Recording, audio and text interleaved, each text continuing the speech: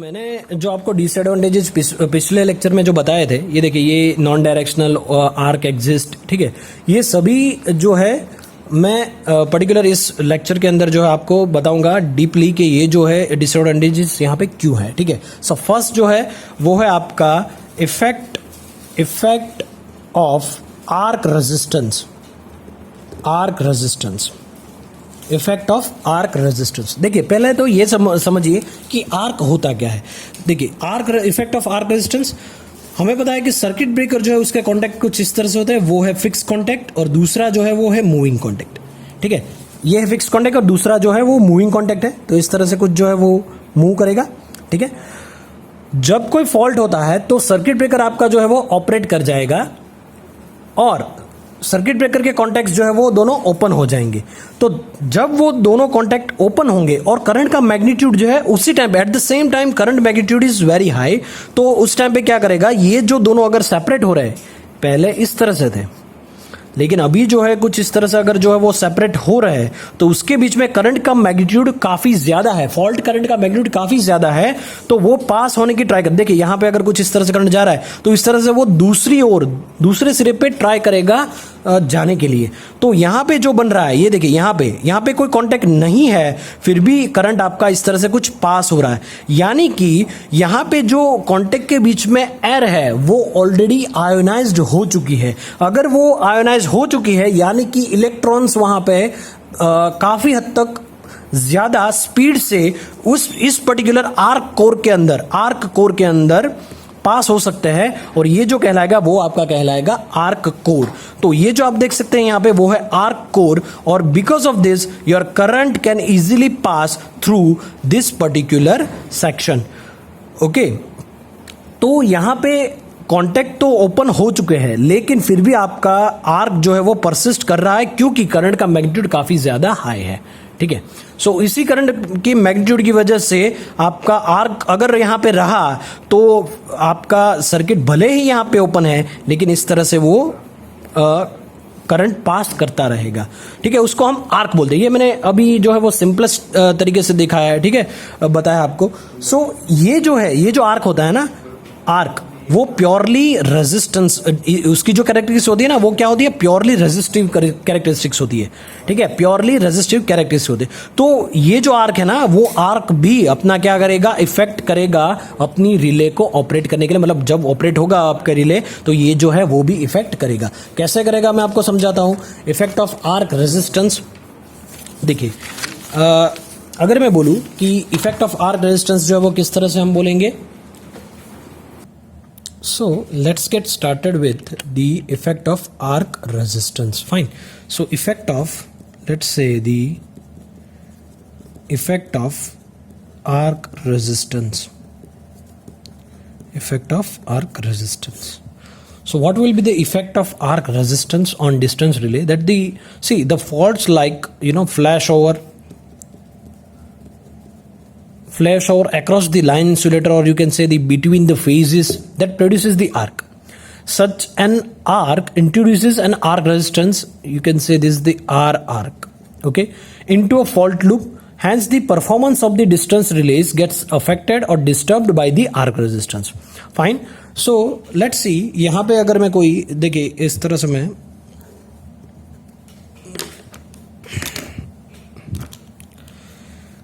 अभी रफली जो है मैं फिगर ड्रॉ कर रहा हूं, ठीक है। ये जो है अपना जनरेटर है, ठीक है। उसके बाद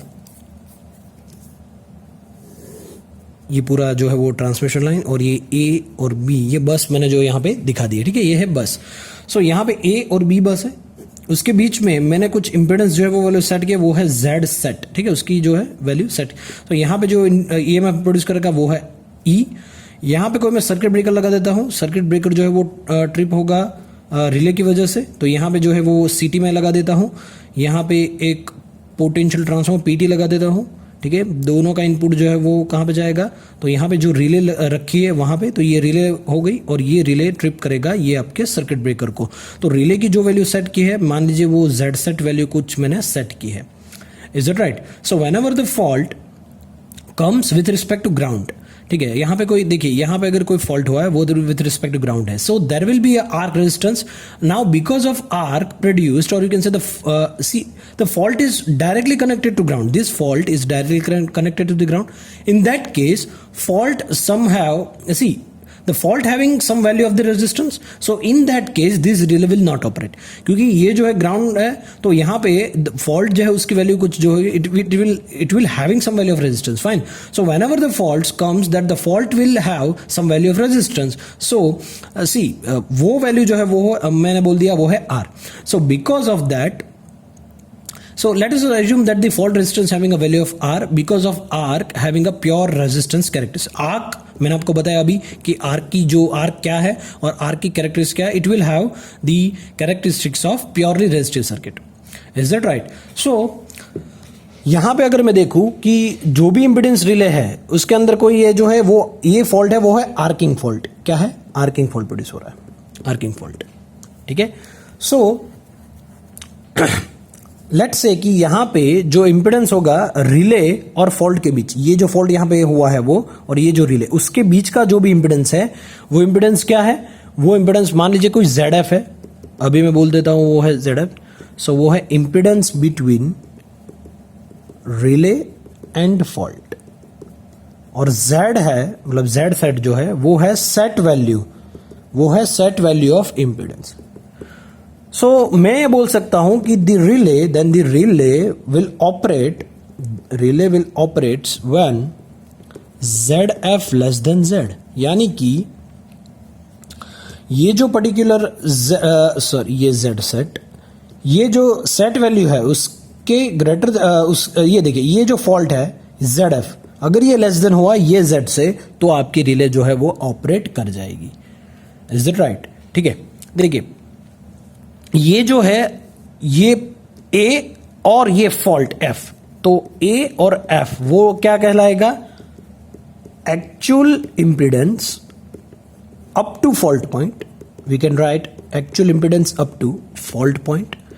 मैं ये भी बोल सकता हूं R arc is equal to what? Resistance of arc. ये मैंने ट्रांसमिशन लाइन ली है, उसके ऊपर जो है वो ये रिले मैंने सेट की है, ये इम्पिडेंस रिले अपनी, और ये जो है वो सेट ये डिस्टेंस, ये A टू B के डिस्टेंस हमने ये रिले की वैल्यू जो सेट की है वो Z सेट है. यहाँ पे अगर कोई फॉल्ट ग्राउंड फॉल्ट होता है तो वो वहाँ पे कोई भी अगर आर्क होती है तो वो प्योरली रेजिस्टिव होती है. प्योरली रेजिस्टिव के कारण क्या होता है, वहाँ पे जो है इसकी आर्क रेजिस्टेंस जो है उसकी इफेक्ट आती है, तो रिले जो है आपकी माल ऑपरेट करेगी. ठीक है, तो ये देखिए यहाँ पे जो है वो क्या है? फॉल्टी कंडीशन, और ये ग्राउंडेड है, और ये जो है A पॉइंट और F पॉइंट, A और F, तो वो क्या है? Actual impedance up to fault point है. Okay, so due to the added arc resistance the relay measures the impedance. क्या मेजर करेगा रिले? ZF plus R. देखिए ये ZF इंपिडेंस तो है between relay and fault, relay और यहां पे लगा है. ठीक है, ये मान लीजिए यहां पे ये लगा है और यहां पे ये अप टू दिस पॉइंट, ये फॉल्ट पॉइंट पे, तो इतना इंपिडेंस तो मेजर कर ही रहा है आपका रिले, लेकिन वो ज्यादा इंपिडेंस मतलब, और वो क्या लॉस जो है वो कंसिडर करेगा? ये R. तो ये R किसके लिए? R जो है वो कहां से प्रोड्यूस हो रहा था? वो ये आर्क रेजिस्टेंस जहां पे ये फॉर्म हुआ है, तो उसके कारण ये जो आर्क फॉर्म रहा है उसके कारण ये रेजिस्टेंस आ रहा है, तो ये आर्क के कारण आया. तो यहां पे जो है वो क्या होगा? Due to the arc resistance, the relay measures the impedance ZF plus R. So if this impedance viewed by the relay, this impedance is viewed by the relay is more than the set value Z, more than the Z value set, okay, then the relay fails to operate. Hence the relay will underreach. तो उस condition में क्या कहेगा? underreach. ये जो relay है उसकी condition को क्या कहेंगे हम? underreach कहलाएंगे, and hence will able to protect only a portion of the particular zone. So the percentage under reach is defined as the ratio of distance by which the relay under reaches to the reach setting of the relay. ठीक है, देखिए अगर मैं किसी और तरह से समझाऊं आपको, RX डायग्राम पे अगर मैं समझाऊं आपको, तो किस तरह से वो जो है इफेक्ट रहेगा. देखिए अगर मैं ड्रॉ करूं यहाँ पे,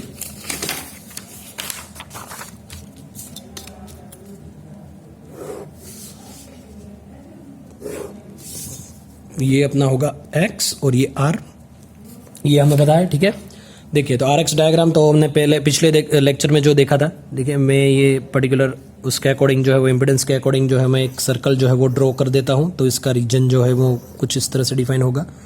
देखिए इस तरह से जो मैंने वो ड्रॉ कर दिया है, ठीक है, ये सर्कल, तो ये होगा x और ये होगा r। So because of arc resistance, so automatically arc resistance see, यहां पे अगर मैं क्या करूं, देखिए एक कैरेक्टरिस्टिक्स मैं आपको दिखाता हूं। देखिए ये जो होगा क्या होगा, ये जो होगा आपका ये फॉल्ट कैरेक्टरिस्टिक्स है। देखिए ये जो बनेगा वो क्या है आपका line fault characteristics. Line fault characteristics जो लीनियरली वेरी होगी, ये हमने देखा है पिछले लेक्चर में, इस तरह से वेरी होगी। अब देखिए उसकी वजह से क्या होगा, ये जो कैरेक्टरिस्टिक्स है, ठीक है, फॉल्ट अगर वहां पे फॉल्ट जो है वो क्रिएट हो रहा है, तो उसकी वजह से क्या होगा कि ये पॉइंट जो है, मान लीजिए कि ये कोई, मान लीजिए ये जो पॉइंट है वो है ए, ठीक है, और ये पॉइंट जहां पे इंटरसेक्ट कर रहा है वो है पॉइंट अपना बी। Is that right? ठीक है, तो यहां पे अगर क्या होगा, ये पूरी जो है लीनियरली वेरी होगी, तो बिकॉज ऑफ आर्क रेजिस्टेंस, तो कैरेक्टरिस्टिक्स आपकी किस तरह से बनी, ये जो पॉइंट है अपना, ये पॉइंट शिफ्ट हो जाएगा। ये जो पॉइंट है उतना आर्क की वजह से ये जो पॉइंट इतना है, देखिए यहां पे ये पॉइंट आ जाएगा, तो ये जो है ना इतना पॉइंट ये शिफ्ट हो गया, तो ये बोलते हैं हम आर आर्क। तो किसकी वजह से हो गया, ये आर की वजह से। तो ये पॉइंट इस तरह से आया, तो इसके पैरेलल अगर मैं कुछ लाइन इस तरह से ड्रॉ करूं, इस तरह से कुछ ड्रॉ करूं, तो यहां पे आएगा। तो आप देख सकते हैं कि जो शिफ्ट हो गया पॉइंट वो ये आर हो गया। सो ये पॉइंट अगर मैं बोलूं कि ये है आर, तो वो कहलाएगा शिफ्टेड पॉइंट, ठीक है। तो अगर आप देखें कि यहां पे जो था, देखिए ये कुछ इस तरह से, और ये जो आएगा कुछ इस तरह से, तो ये पॉइंट देखिए, तो अगर ये पॉइंट मैं बोल दूं ये पॉइंट कुछ सी पॉइंट है, तो ये शिफ्ट क्यों हुई, एक तो फॉल्ट का इंपिडेंस आपका वो, प्लस आपका आर्क का रेजिस्टेंस, इसकी वजह से यहां से यहां ये आपकी कैरेक्टरिस्टिक्स क्या हो गई, शिफ्ट हो गई। So because of this up to this particular point that will relay operate, ये पॉइंट तक रिले आपकी ऑपरेट करेगी। पहले इस पॉइंट तक करती थी आपकी रिले ऑपरेट, लेकिन अब इस पॉइंट पे करेगी। सो because of this up to this point your relay will operate. So if you extend this line C point, okay, so हम कह सकते हैं कि this the arc resistance, because of this arc resistance you will get here these shifted characteristics. Fine. So because of this relay should operate up to B. Relay should operate up to B, but now your relay will operate at point C. This is the lesser distance. Fine. So this is called under reach. पहले यहां operate होने वाली थी, लेकिन अब यहां operate हो रही है, तो इसको बोलते हैं हम अंडर रिच। क्या बोलते हैं, अंडर रिच। सो हमें पता है परसेंटेज ऑफ अंडर रिच किस तरह से हम निकालते हैं। देखिए percentage of under reach is equal to, ये देखते हैं, ये बी सी, ये लाइन, ये distance B C divide by your A B. So what is B C, is practically, fine, ये जो है वो प्रैक्टिकल हमें मिला है, और ये जो ए बी है वो क्या है, वो एक्चुअल है, तो practical upon actual into 100। So this the percentage under reach, okay, B C upon A B into 100। तो आर्क रेजिस्टेंस से इफेक्ट क्या है अपने रिले के ऊपर, ये जो पॉइंट है लीनियरली वेरी हो रहा था, मतलब यहां पे जो है एक्चुअल कैरेक्टरिस्टिक्स इस तरह से थी, लेकिन अभी जो है वो क्या हो गया, ये आर्क के कारण यहां से यहां तक शिफ्ट हो गई, और ये शिफ्ट की वजह से इसका जो डायमीटर है वो इतना हो गया, तो डिस्टेंस जो है वो क्या हो गया, डिक्रीज हो गया, रिले का ऑपरेटिंग रीजन डिक्रीज हो गया, ठीक है। तो यहां पे अगर मैं देखूं तो ये देखिए, ये जो ए बी है वो क्या है, ए बी जो है वो है रेडियस ऑफ सर्कल, और यू कैन से द सेटिंग ऑफ रिले, क्या है वो, सेटिंग ऑफ रिले। उसके बाद अगर मैं देखूं तो यहाँ पे ये देखिए, ये ए बी क्या है, रेडियस ऑफ द सर्कल। उसके बाद अगर मैं देखूं तो क्या है, ए सी, तो ये जो ए सी है वो क्या है, वो है आपका impedance up to fault, impedance up to fault, okay, और you can say Z F, ये जो ए सी है, ठीक है। उसके बाद अगर मैं देखूं तो सी आर, ये जो है वो सी आर, तो सी आर क्या कहलाएगा, आर आर्क, क्योंकि आर्क के कारण ही ये सी आर प्रोड्यूस हो रहा है, ठीक है। आप यहां से भी ड्रॉ कर सकते हैं, ऐसा नहीं है, देखिए इस तरह से भी आप जो है वो ड्रॉ कर सकते हैं। ये शिफ्ट मैंने किया है पॉइंट इसलिए, बाकी आप इस तरह से भी ड्रॉ कर सकते हैं, ठीक है। इस पॉइंट को इस तरह से यहां पे ड्रॉ कर सकते हैं, ठीक है। So see R is equal to R arc. और उसके बाद अगर मैं देखूं तो ये देखिए कि ये जो पर्टिकुलर है ए और आर, वो क्या होगा, A R is equal to क्या होगा, AC plus CR, AC plus CR, okay. तो क्या होगा, ZF प्लस ये हो जाएगा R आर्क। तो उतना इम्पिडेंस तो था ही रिले और फॉल्ट के बीच में, प्लस R आर्क आपका ऐड हो गया। So if the arc resistance R arc is more than the CR, if more than the CR, this CR, then the total impedance realized by the relay will be more than the AB, this AB, which is circle radius, and the relay will fail to operate in this particular case. So this is the effect of arc resistance. Fine. So let's move further with next disadvantage that I have mentioned in the last lecture. Effect of directional relay, or you can say directional impedance relay, or you can say directional property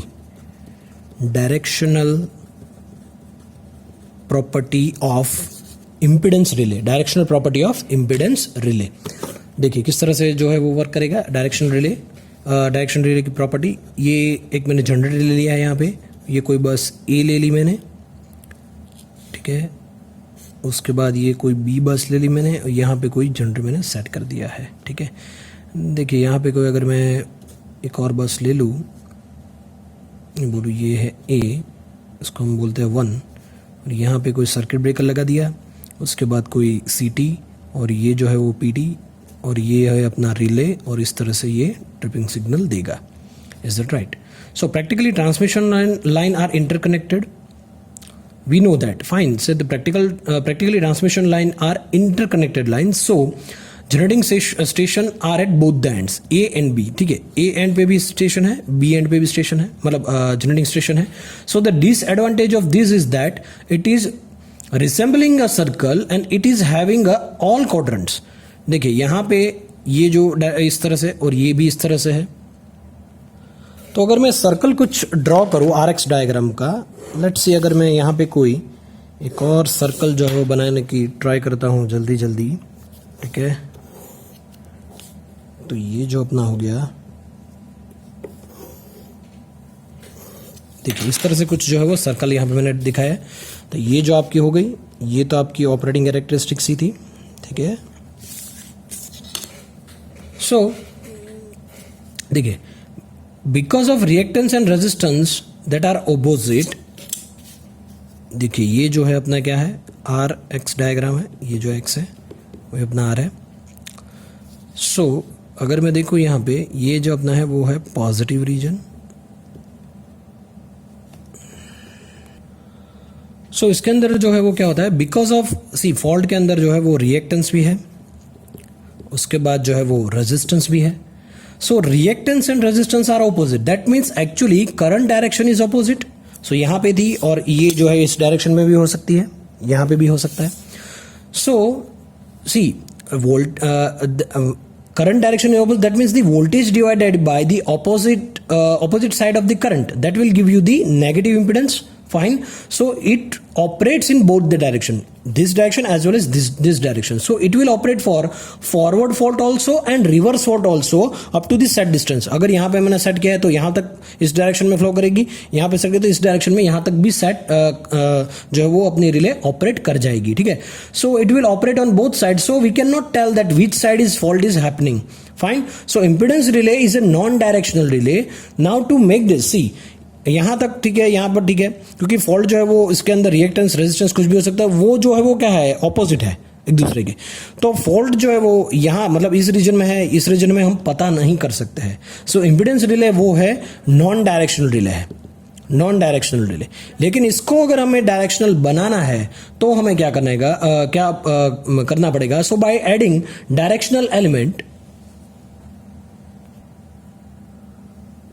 So I have discussed earlier that this particular impedance relay is non-directional element. It is having some non-directional element.